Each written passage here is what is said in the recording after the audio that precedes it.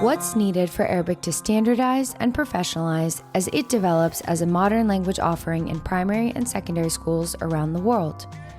In this episode of All Things Arabic with me, Ustaza Karumin, we'll be trying to find out, and we'll be focusing on what lessons other languages can provide us as Arabic teachers. What did they do to overcome similar challenges that Arabic now faces? In this episode, we meet Marie Gunter, a world language consultant who has spent her career in language education providing policy leadership, professional development, and technical assistance for K-12 world language programs. We get her insights into what's happening here in the US, especially when it comes to secondary school. And for anyone who's listening elsewhere in the world, K-12, which is mentioned in the interview, refers to education from kindergarten through to grade 12, or the end of secondary school. Marie talks about everything from online classes to building teacher capacity.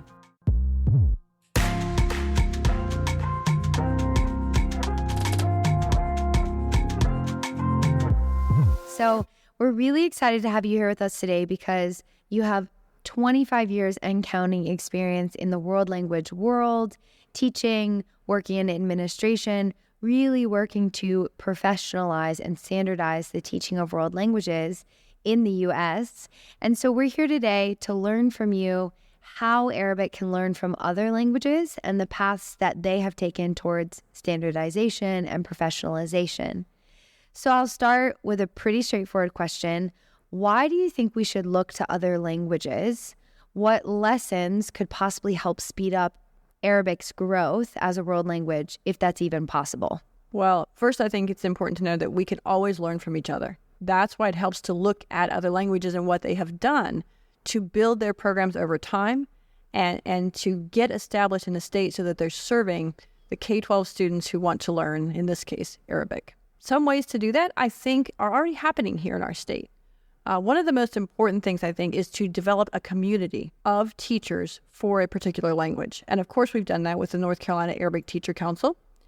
But, we need to think about that and how that has worked, not only for Arabic and is continuing to work, but also for other languages.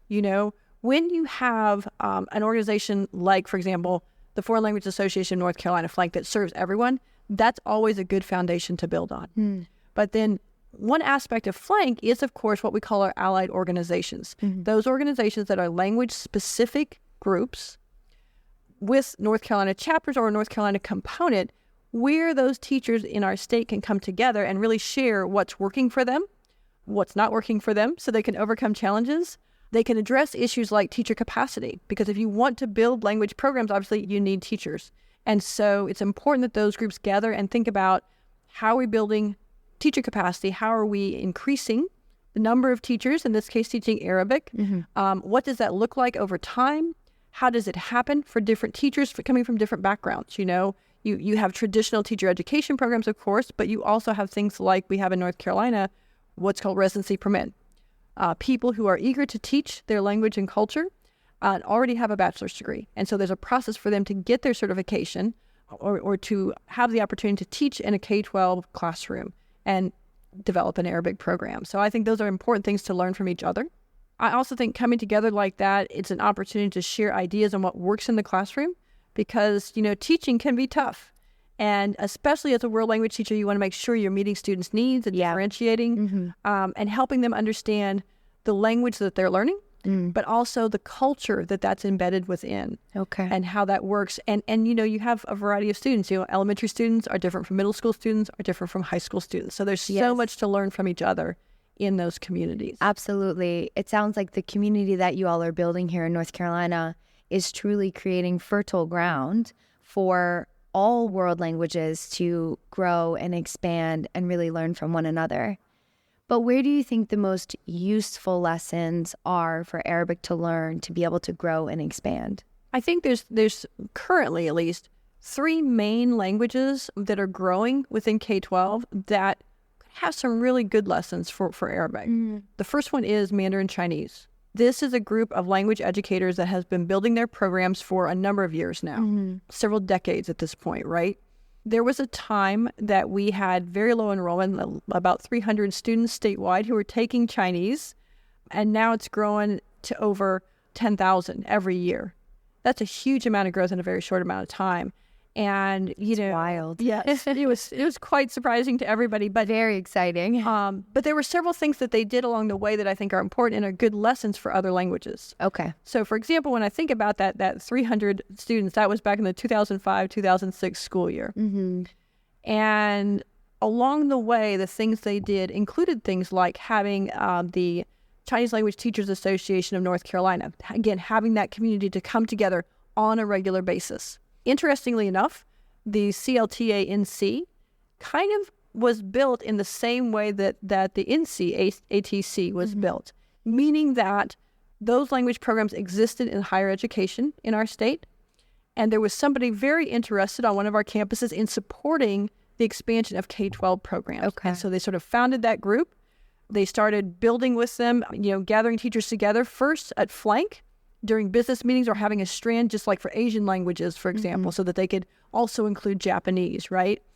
But over time, they really looked at making sure they had an annual conference towards the start of school every year. Mm-hmm. They looked at their data very carefully as their program started to grow K-12 and move from, 300 students to 800 students to just over 1,000. And again, they kept building. They looked at that data every year, and they talked about what it would take to get more teachers and where those teachers could teach a K-12 Chinese program, because we're a local control state. And so which languages are taught and where, which schools or maybe which levels of them is all decided locally by our districts, our schools, and our programs. Wow. So would you say that it requires a lot of buy-in and support from community stakeholders, administration, alongside of having teachers who are capable of coming in and teach, and having students who are really excited to learn the language? Most definitely. You have to have that local buy-in, and you have to have that community support for any new language program in your district or in your school. And so what I saw those Chinese teachers doing over time together was helping each other establish that, starting sometimes as part-time Chinese teachers and maybe teaching English as a second language as well. Right. Until they built enough of a program that they just needed to teach Chinese full-time, right? Another thing I saw happening, and I see happening not only with Chinese, but with also Japanese and American Sign Language, which are some other languages that are growing quite quickly in our state, is that they looked very carefully at access to the language. So, we're talking about K-12 programs and about some of them kind of moving from higher education into our local communities for K-12. Mm-hmm. But you really have to ask yourself, how does that happen, and how do our students get access to languages that are considered less commonly taught languages, right? So one thing that's been really beneficial for North Carolina is having our North Carolina virtual public school. And it seems to me that one lesson we've learned is that when we're able to offer a less commonly taught language through the North Carolina virtual public school, access increases across the state, obviously, because then those language courses, which are usually high school credit courses in language, are available to all of our students. Mm-hmm. Consistently. Yes. Right. And they're still taught by certified North Carolina teachers, so we still need teachers in all of those areas, right? But they're teaching them online. And so what we saw with Chinese, starting in 2007, we had the first piloting of online Chinese 1 and 2. Wow. I bet that was a really fun course to take. It was incredible, I think. And we actually had a grant to get that established. That's so neat. A federal grant. Mm-hmm. And so we worked on that, and we got the first couple of levels established. And then we had additional grants and some state monies, in fact, that were dedicated to what were called at the time critical needs languages by our Department of Defense in the U.S., but were considered critical languages here in North Carolina. And so Chinese started that way and took advantage of that, but also some of the languages I just mentioned, Japanese, for example, Russian, and Arabic, were also identified, particularly in our state funding, so that now our North Carolina Virtual Public School has, as you know, Arabic 1 and 2 from that funding. Yes. And they just built Arabic 3, and my understanding is their plans is to continue to build until we get Arabic 4. Absolutely. So that's another thing that I think all of our languages could benefit from looking at, is how do our students have access? And do they have the opportunity, for example, to take that language online so that they can get established, start building their proficiency, and maybe, meet the requirements for our Seal of Biliteracy for that language? Anne-Marie, could you tell me a little bit more about how you think the Seal of Biliteracy might be a useful tool or impactful tool to continue professionalizing, teaching other languages and obviously specifically Arabic in the state of North Carolina and the U.S.? Well, I think the Seal of Biliteracy is an incredible tool to recognize all of our languages. And it's especially important to think about in a state like North Carolina, where we have not only people studying languages like Arabic, but we also have some Arabic heritage communities. Right. And this is a tool for them to get their language skills recognized and their culture, and to make it more visible to everyone. Mm-hmm. You know, the Seal of Biliteracy is a recognition of a student's skills as they're finishing high school, right? Mm-hmm. They earn it as a graduating senior in high school. But in our state, our Seal of Biliteracy requirements mean that you can start meeting those requirements at very early stages in your study. So, for example, in North Carolina, we have requirements for both a world language and English in our Seal of Biliteracy. Mm-hmm. The requirement for English language arts, or English, is for students to take the 4 required English courses in high school and get an unweighted GPA of 2.5 or higher. Okay. Right? That's how they meet that requirement. For world languages right now, we have 3 options for that. And so in any language a student wants to be recognized with a Seal of Biliteracy, they have an option that's very popular, which is very similar to English language arts one. And that means that they're taking a level 4 or higher course in the language, like an Arabic 4, mm-hmm. right? And they must get a 2.5 or higher unweighted GPA in their courses that they've taken in the language. Mm-hmm. So that's one way they can meet the world languages requirement. Because of our state policies, they can meet that requirement, or using any of the other options as well, starting in middle school. Wow. So some other ways they can do that is they can take a proficiency-based external exam. Mm-hmm. We have a list of those for our proficiency-based standards. And mm-hmm. so in North Carolina, the requirement for the Seal of Biliteracy right now is to have at least intermediate low or above proficiency in your world language, right? And so we have a number of exams where we can test a student in all kinds of languages. Mm-hmm. And so here again is an opportunity for students who are heritage speakers of Arabic. Mm-hmm. Maybe they don't even have the opportunity to study their language, unfortunately, in school, but they can still take an Arabic exam that's on this list. If they get intermediate low or higher proficiency, they have met their world language requirement for the Seal of Biliteracy. Right. And intermediate low is it's absolutely a goal and an expectation of our high school Arabic language teachers who have students over the course of 4 years. It's a very reasonable, wonderful expectation for them to reach intermediate low. And I think it only furthers, well, I know it's my goal, and I feel like it's your goal too, knowing you on a personal level, to really further students in becoming lifelong language learners. Yeah, absolutely. Because, you know, when we think about language learning in general, it is a life skill. It is something you do across your lifespan, right, with whatever languages you have. For our students in K-12 education, what we're seeing is that more students are taking more languages because they have the opportunities to take them and because they know there's a recognition like the Seal of Biliteracy waiting for them. Right. But it's not just waiting for them there and that's the end. Many of our universities are now starting to give credit for Seal of Biliteracy earners, and not just in North Carolina, but across the country.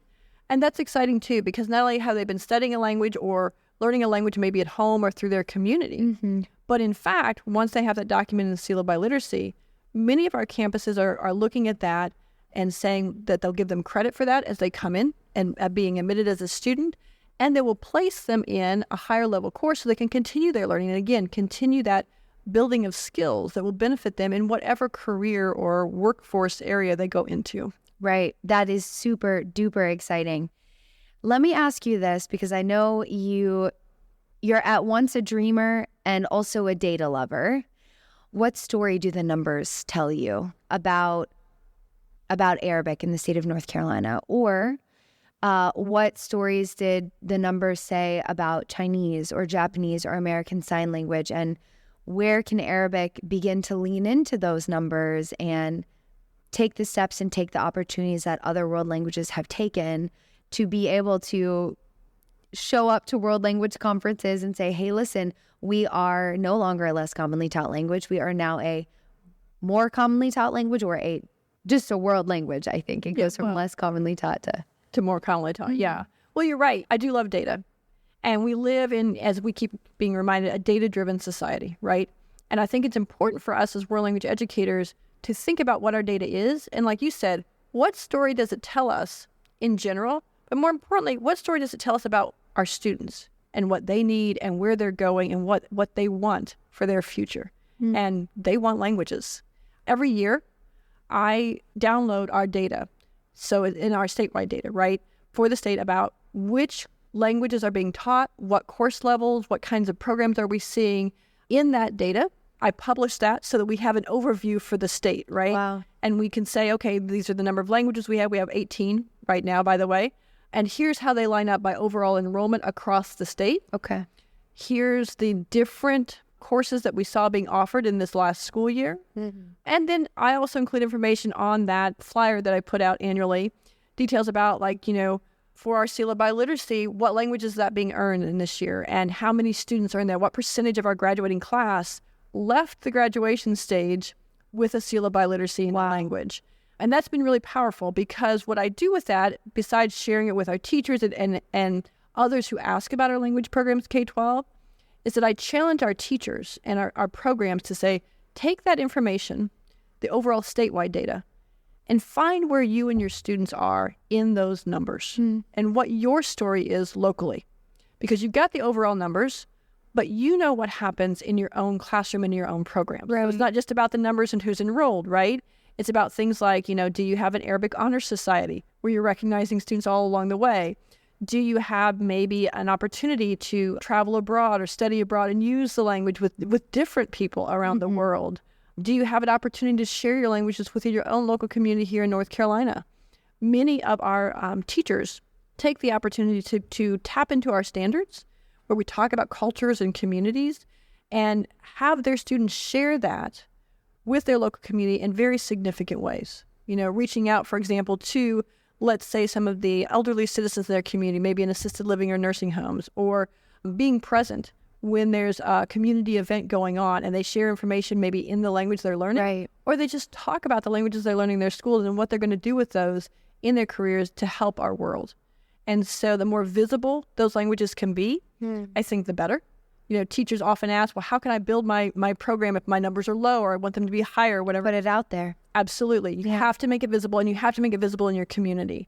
And so I collect that data, but I encourage our teachers to say, just look at that data, use that as an idea starter, use it to brainstorm, use it as a template for your own flyer about your local programs or about what you do in your classroom. Right. Make people aware of what's happening with our students and the languages they're learning and what they're doing with those, where they're taking them. Wow. It sounds like you're basically encouraging teachers to create a power up guide to how do we expand the programs. So, Anne-Marie, we've talked about all of the positive reasons why and how we can learn from other languages. Do you think there might be any risks in stepping outside of our Arabic language lane and learning from other languages that have their own distinct characteristics, communities of learners, their own distinct challenges? That's an interesting question. In the end, I think the answer is no. There aren't any risks. Okay. We really are learning from each other. The only risk I would say is that sometimes, humans being who they are, we get pretty competitive. And if you see somebody else's, some other languages enrollment numbers going up faster, or you see teachers doing different things that maybe you're not able to do yet because you haven't developed your program yet, it can be hard. And you can feel like maybe you're not able to do what you want to do or that those other languages somehow are eclipsing you. But I think that's the wrong stance to take. Because again, each person, each teacher, and each program is on their own journey, right?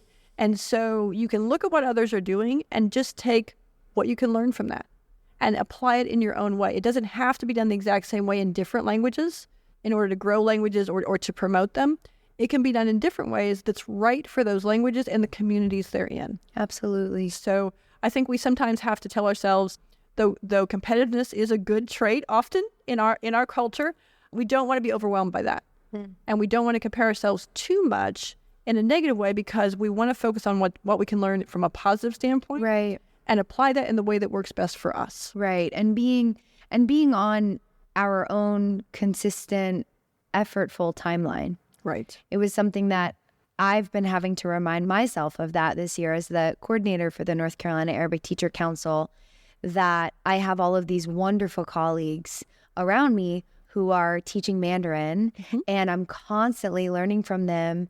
But even I get caught up a little bit in the cycle of, oh, wow, what if we had 3,000 students learning Arabic? And inshallah, one day we absolutely will be there. And it's just about continuing to be consistent, continuing to connect to those communities, continuing to reflect back on the data, what it's telling you about your community, your program, your school, your classroom, and continuing to ask each other for help and continuing to move forward. Yeah, absolutely.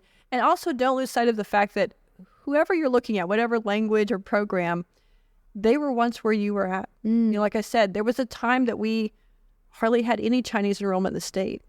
Now we have the benefit of looking at them as they are now. But some years ago, they had a very low enrollment. They were one of the least commonly taught languages in North Carolina and many other states. And it's taken them 10, 15, 20 years to grow into where they're at. And Arabic can do that too.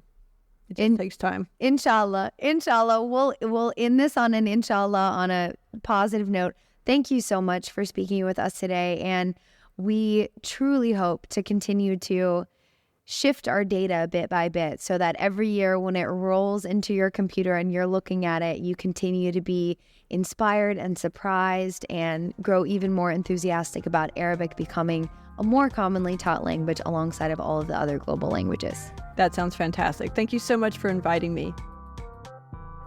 A lot of advice there on how Arabic can develop, what other languages can offer, and the importance of embracing the community. And of course, data. This is a topic I hope to explore further in the future, so do keep listening. In the meantime, thank you for joining me for this episode of All Things Arabic. This podcast was made possible by QFI, Qatar Foundation International, a US-based organization that helps make the teaching and learning of Arabic as accessible and professional as other world languages. Subscribe, like, share this podcast. Please do let your colleagues and friends know about it. And head over to the QFI website to learn more about opportunities and resources available to language educators and students. Ma'a salama.